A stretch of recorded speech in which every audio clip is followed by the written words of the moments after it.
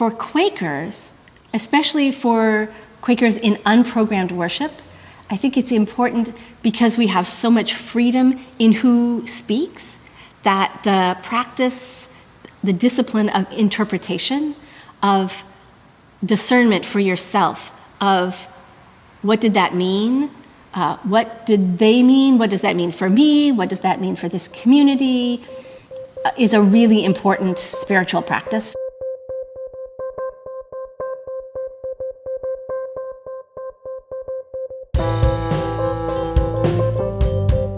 My name is Robin Mohr. I'm the Executive Secretary of the Friends World Committee for Consultation section of the Americas. The Friends World Committee is the association of Quaker yearly meetings around the world across all the branches of Friends. And I work with the section of the Americas, which runs from Alaska to Bolivia.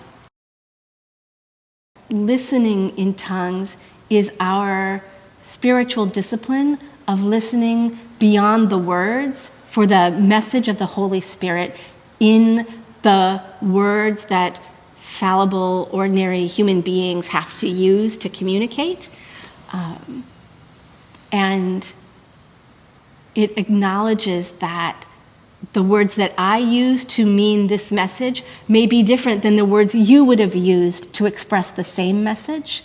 And so our ability to listen for what was really meant is an important practice for people in any spiritual tradition, in any community. I think that it's important for people to learn to talk to the people we think are not like us, to be able to talk to people who are insiders and outsiders, to talk to evangelical Christians and Buddhists, to military families and pacifists, and to people who are older and younger than we are, to people who are of our same racial background and of different racial backgrounds, people who come from different parts of the country or different theological understandings, that all of those can be like speaking a different language. Learning to talk to people who we think are not like us has a lot in common with learning to speak a second language. It has a lot of the same pitfalls, and it has a lot of the same joys of being understood and understanding. The first time that you actually understand a conversation in your new language is an amazing joy. To be able to speak anti-racist language, to be able to speak Christian language is a way of saying the same thing in new words.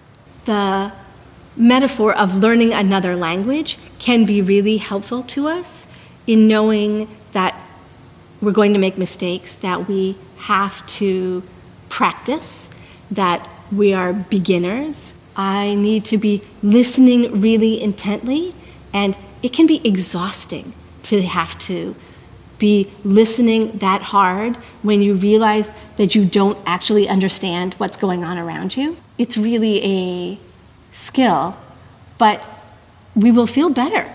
We will be happier in our lives if we understand what people are trying to tell us, and we are understood when we are trying to express ourselves.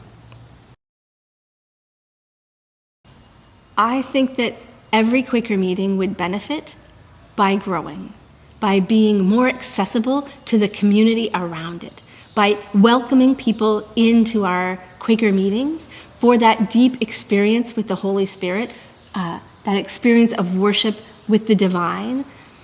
And if we are able to speak to people in the language that they can understand, then they will feel more welcome. I think it's an important part of being a friend is to be able to communicate and to be able to communicate with people we think are not like us, because that message is deeper and richer and more important than the words we could possibly use.